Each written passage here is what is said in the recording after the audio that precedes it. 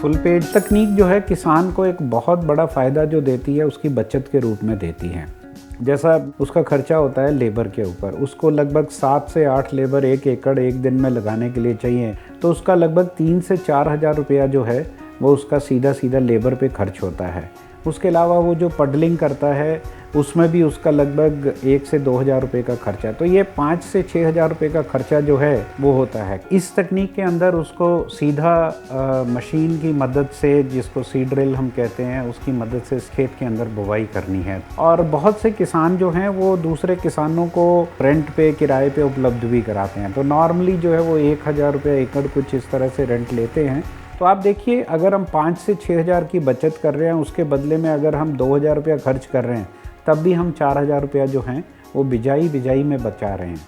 इसके अलावा धान के जो खरपतवार का कंट्रोल है, तो भी किसान के जो खरपतवार बचते हैं उसके लिए 1 हज़ार से 1.5 हज़ार रुपये की लेबर उसको एक्स्ट्रा लगानी पड़ती है।